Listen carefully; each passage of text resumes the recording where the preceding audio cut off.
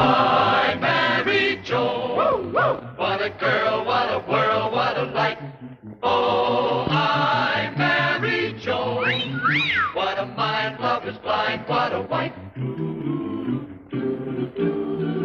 Joan Davis with Jim Backus in I married Joan.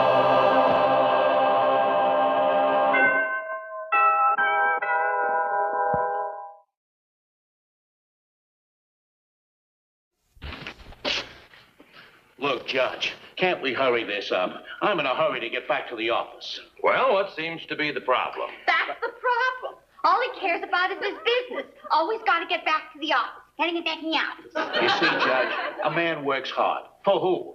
For her. She's always complaining. No matter what I do, she's complaining. If I don't work, she calls me a bum. She's always got to complain. Always something nasty to say. Even when I proposed to her, she said a nasty thing.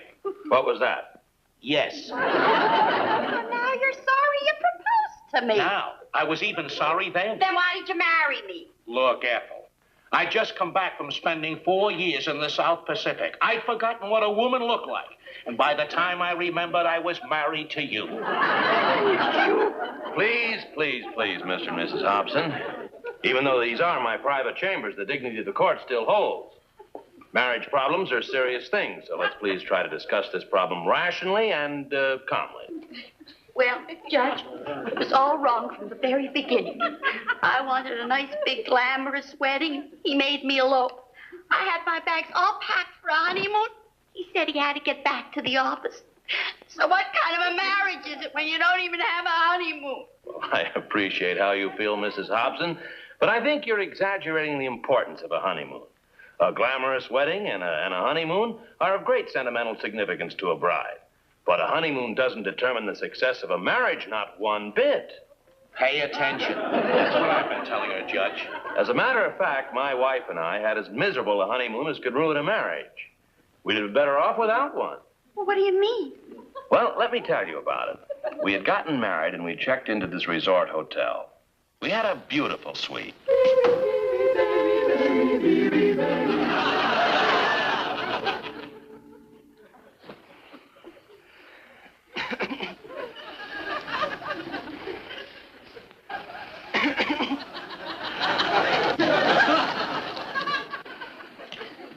Darling. Oh, Angel. Oh, it's too bad I have that trial tomorrow morning. 12 hours is so short for a honeymoon.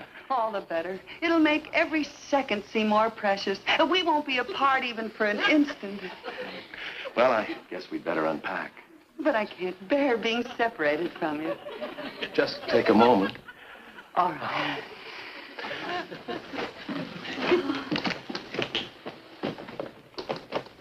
Brad. Oh, Angel. Promise you'll never leave me again. Well, we have to unpack. I suppose so.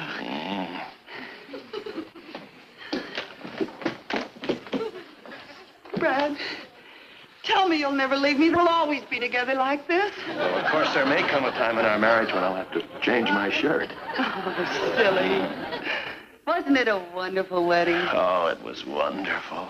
Wasn't Lucille Reeves beautiful? Who? Lucille Reeves, my maid of honor. Tell you the truth, I didn't notice. You didn't notice her? No. Oh, darling. Wait a minute, honey. Lucille Reeves happens to be one of my nearest and closest friends. You might have at least noticed her. All right, I noticed her. She was gorgeous, she was sensational, she was beautiful. Oh, do you really think so? Well, yes. You didn't have to notice her that much. Oh, but, honey. Don't honey me. You think Lucille Reeves is so beautiful? Why didn't you marry her instead of me? Well, I never saw her until the day of the wedding. Well, you're certainly a fast worker. Now, Joan, you're being utterly ridiculous. If that's what you think of me, I'd better take my bag and go home. That goes for me, too, I'll tell you. Brad! Darling. Our first quarrel. Oh, honey. I promise you that I'll never look at Louise again. Lucille. Yes. Who's Louise? Oh, now, Joni. I'm sorry, Brad. Where are you going? Well, I'm just going to hang this coat up in the closet. Way over there? But it's so far away. Well, honey, it's only 12 feet. I'll miss you. Well, if I can't come back soon, I'll write you. Brad, Yes? you didn't kiss me goodbye. Well, I should. Oh, all right, darling. Dum dum da dum, la dee dee doo, la da da doo, da da dum, da da dum, la da da da dum,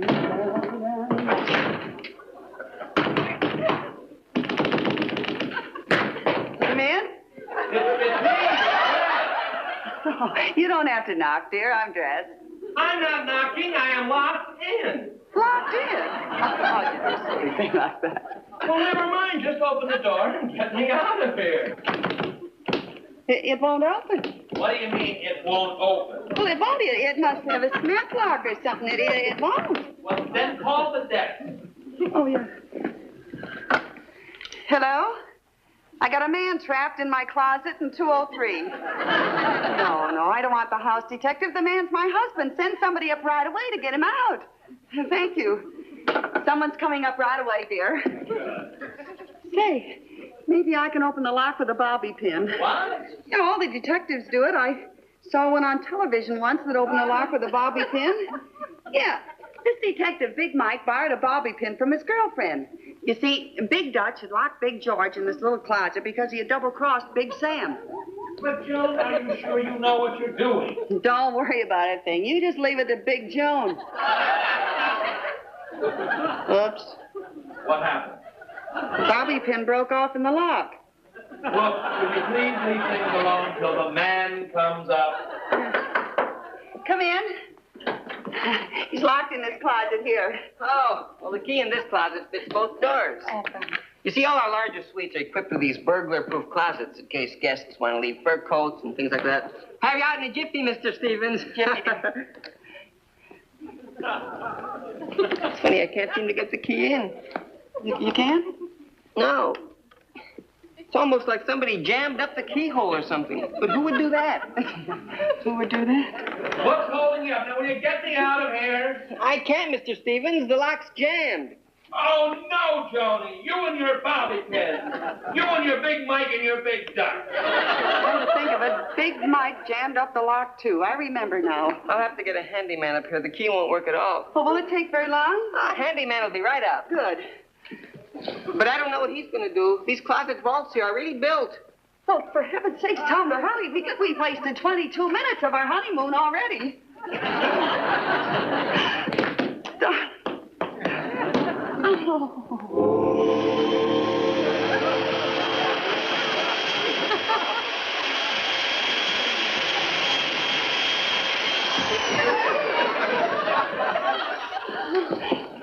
Are you all right, darling? Do you still love me? Are you...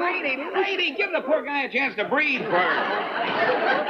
Yes, Fred. Oh, I miss you. Oh, I miss you, darling. Are you sure you're all right? Sure, look.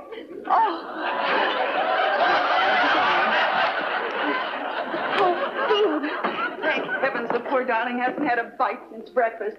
Your lunch is here, dear. Oh, thank heavens, darling, I'm starved. I know.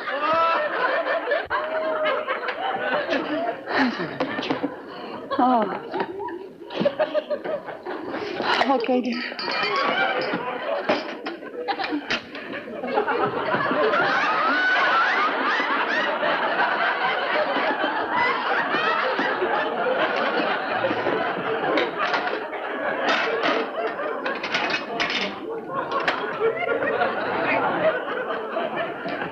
Here, honey. Don't worry, we'll be together soon.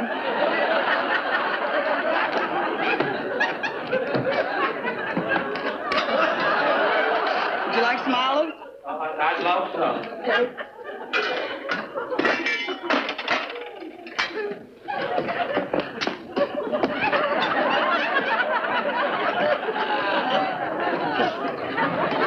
You got him? I got him. Are you ready? Ready.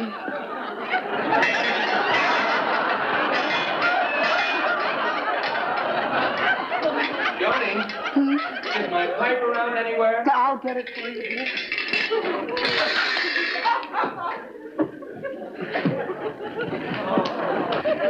You got it?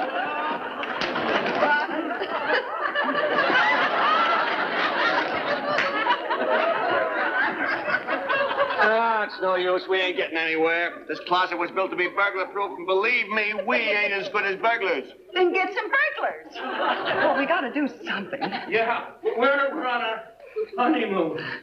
Honey, are you sure you still love me, even though we've been hours apart? Of course I do, Angel. Oh, I can just remember the way you looked before you left. Your laughing brown eyes, your smile. Oh, Joni, stand. Lady, there's only one way to get him out. What's that? We gotta burn him out. Burn him out? I like my husband just the way he is. I don't want him burned out. Well, we're gonna have to get a torch and burn that lock off. Oh, how long will that take? I don't know, about 7 or 8 hours. 7 or 8 hours? But our honeymoon will be over by then.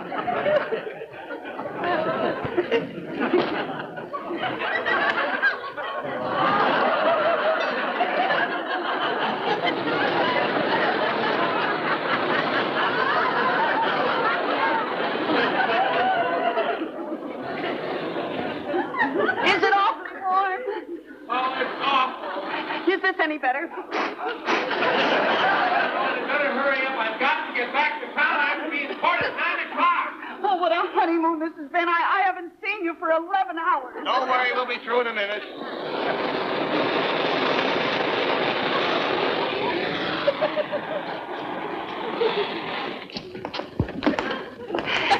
Can't you hurry? Ah, here we are. Okay, there you are. Brad, darling. No, I haven't got time for that. But I'll get to court in an hour and a half, and it takes at least that long to get there. Well, that's more important than us. Well, no, I got to get to court. What are you going to... You're going to leave now? I know, but business comes first, dear. Wait, Brad. Wait, Brad. That's the story of the honeymoon my wife and I had. And you must admit it wasn't very much. I'll say it wasn't. Nevertheless, we've had a very happy marriage. Well, maybe you respect your wife a little, but him, all he cares about is his business. You see, Judge, always complaining. Well, if I didn't complain, he'd never even notice me. If you didn't complain, I'd drop dead. Now, he tells me. Oh, please, Mrs. Hobson. Would you leave me alone with your husband for a few moments? I'd like to give him a few facts of life. With pleasure. It's about time. Mr. Hobson, you work in an office. Yes. Why? Why? Money, of course. Well, exactly. Now, that's your incentive. But what incentive is there for a woman to work in the house? Oh, I don't know. Well, there's the satisfaction of a job well done, the appreciation of a husband. But sometimes you have to create an incentive. I know I did it with my own wife. I promised her a diamond bracelet that she'd do the job properly around the house. Diamond bracelet? I couldn't afford that. Well, neither can I. Look, I don't intend giving it to her. No, I used it as a trick to get her in the habit of doing her job without complaining. As a matter of fact, it's been months since I promised her, and she never mentioned it. You know, I'll bet she's forgotten all about it.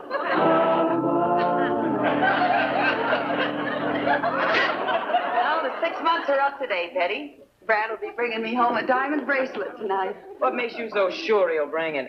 Oh, Brad always keeps his promises. Haven't you seen his campaign posters? Re-elect Judge Bradley Stevens. Honest Brad. Always keeps his promises. Congratulations. Thanks, Betty. Gee, I can just see myself all dressed up in my diamond bracelet. Say, what goes with diamonds?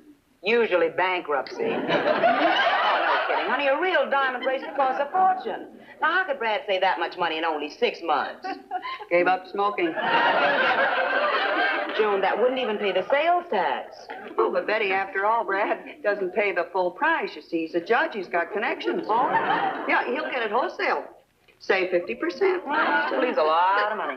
Well, then there's no retail sales tax. That's another 3%. Yeah, you'll pay cash. That's 10% off. And being a judge, you'll get a professional discount, maybe 25%. And let me see. Oh, yeah, buying direct from the owner, there's no salesman commission.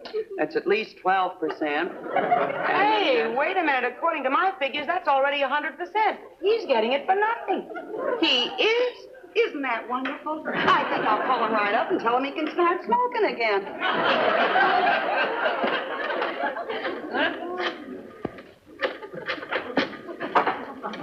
Hello, may I speak to Judge Stevens, please? Oh, he left early? Thank you. You see that, Betty? He left early. Had to stop to pick up the bracelet. Oh, Joni, how I envy you. That tightwad husband of mine. Getting $1 out of him is like pulling teeth. How can you say that? Didn't Henry buy you a beautiful new garbage disposal last month? Sure. Then he suggested I make money by taking in garbage. Oh, he isn't really that bad. Oh, no? How about the time we all went to Chasen's for dinner? Joni, anybody home? That's Brad. He's here and he's got the bracelet. I gotta have this place clean as a whistle. Well, help, kid.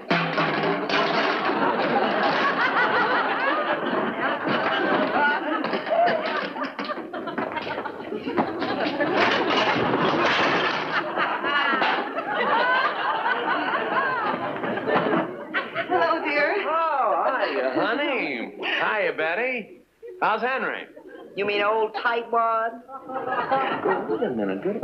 What's going on here? Where is it, you sly little weasel? Where is what? Isn't that cute? Playing it like a fox. Okay, slip it on. What's she talking about? Don't you know? No. Joan, open your eyes. Dream is over. You mean you haven't got it? Well, I don't know whether I do or not. What am I supposed to have? The diamond bracelet. The 6 months are up today. Oh, that diamond bracelet. You didn't take that seriously, did you?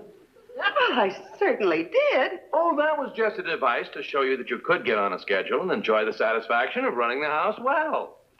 But I did it for the satisfaction of owning a diamond bracelet. Oh, Joni, be sensible. How could I afford a diamond bracelet? Well, there's the 25% off for being a judge. Oh, Brad, how could you? But, Joni... You broke your promise to me, and you're running for re-election. Honest Brad always keeps his promises. Honest Brad. Where did you ever get a name like that? You probably stole it. Now, look, we haven't got time for arguing. We both have to get dressed. What for? The big political dinner at the Women's Club. And don't forget, I'm bringing the Andersons back here for some coffee. Oh, I was so excited about the bracelet, I forgot. Well, I'm not going. They are very important people and want to meet you. I'm not going. I'm mad at you. All right, then don't. You better have things ready when I get back here with the Andersons. How do you like that, Betty? He gets me to keep the place neat as a pin on a phony promise. I'm so mad at that Brad there. Take it easy. You'll never change his mind. And if Brad's bringing company back later, you better clean that mess up. Yeah, I suppose I better get the vacuum. Wait a minute. He got me to be a neat little housekeeper on a dirty trick.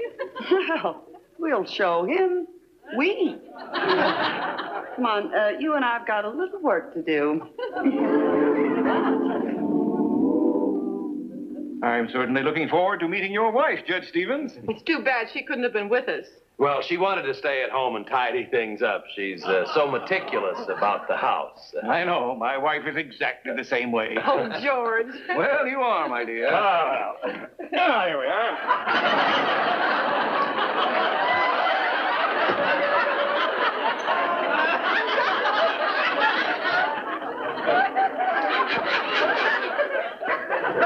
Joan. Hello, honey. Joan. I assure you the house is it's never like this. Well, of course not. As soon as I knew he was bringing company home, I tidied up the place. Yes, this is Joan, my wife, Mrs. Stevens. This is Mr. and Mrs. Anderson. How do you do? Nice meeting you. So nice of you to visit us. Won't you sit down, Mr. Thank you. Anderson? Mrs. Anderson? Oh, isn't that terrible? People are never putting things back where they belong. This is where we keep it. in old Pasadena. Joan, will you please excuse me, Miss Anderson? I'd like to speak to Joan. Joan, will you come here with me? Will you? Joan. You look stunning, dearie. Joan, what are you trying to pull? Nothing. I kept the house clean as a pin for 6 months on the promise of a diamond bracelet. No diamond bracelet, no clean house. Joan, if you just... Please, I don't want to hear any more excuses. Joan, wait, will you? Well, Joan is really a fine housekeeper. She really is. I can't stand the sight of dirty dishes lying around. And actually, Joan is a lady, too. Betty, my next-door neighbor. Betty, I want you to meet the Andersons. Mr. and Mrs. Anderson. Hiya, Anderson. Hey, Joni, what's keeping you? The girls are all waiting in my house, dearie. The girls? Yes, Our Lady Sewing Circle. I beg your pardon. Poker. Well, you, Joan, the beer will all be gone. Betty. Did I say something? Well, hustle it up, huh, dearie? See you around. Catch you on the late shift. Gotcha. Mildred, I think we had better go. Must you? If you don't mind, my hat is in there. In where? In there. Oh. What? Oh, why didn't you say you were hungry? Would you like some butter for that? Oh, on a diet, eh? Look, I'll just clean this up in the kitchen for you. But it's my new hat. Just a little water, I think we'll be all right. Mrs. Stevens, do you know Myrtle Adams? Know her? She and I shoot pool every Saturday night. A very good friend of mine, too. And she speaks of you quite often. She does? Yes, she told me what a charming house you have and what a wonderful housekeeper you are. So tell me, as one gal to another, what's going on here? To tell you the truth, I'm doing this to teach my husband a lesson. Well, I'm always in favor of teaching a husband a lesson, but I don't quite get this. Well, you see, Brad promised me a diamond bracelet if I kept the house perfectly for 6 months. I did. He didn't. Oh, I see. And that's why you're doing all this. Say, that's wonderful. I'm all for it. Oh, thank you, Mrs. Anderson. And that's why she's doing it, Mr. Anderson. She's really a fine housekeeper. Trying to teach you a lesson, huh? That's it. Well, don't give in to her, my boy. Believe me, I speak from bitter experience. But she's making me feel like such a fool. Yeah. Wait a minute. I think I know how we can swing this right back at her. Yeah? Now, listen. You can say that again, Mrs. Anderson. Oh, I think the men are coming. Oh.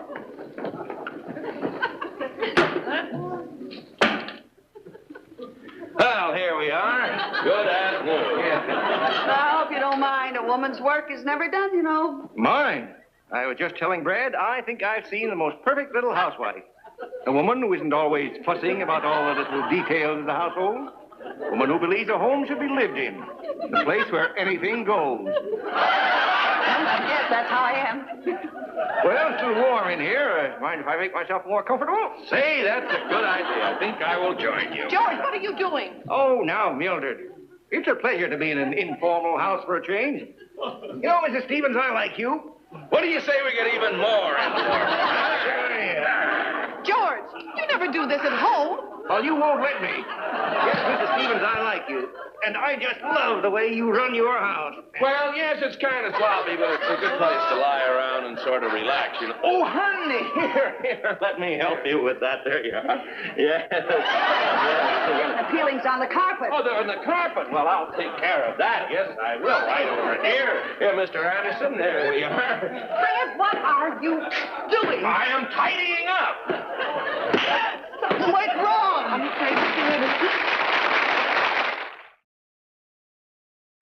Now, look, Joni, you didn't have to go through all that. Oh, go away. No, I was wrong. I made a promise. Go away. Well, if you don't want the diamond bracelet I bought you. I don't care what you... You've got it. Oh. It's got a inscription on the inside. Yeah. You're the most wonderful housekeeper in the whole world. Oh, Brad, I'm so ashamed. George, put your shoes on. And that goes for you, too, Bradley. Well, And pick up those potato skins, darling. Take the things down off of the line, George. Fold them up, put them on the chair. Brad, get the vacuum cleaner, honey. It cleans all that dirt. If there's anything I can't stand, it's a messy house.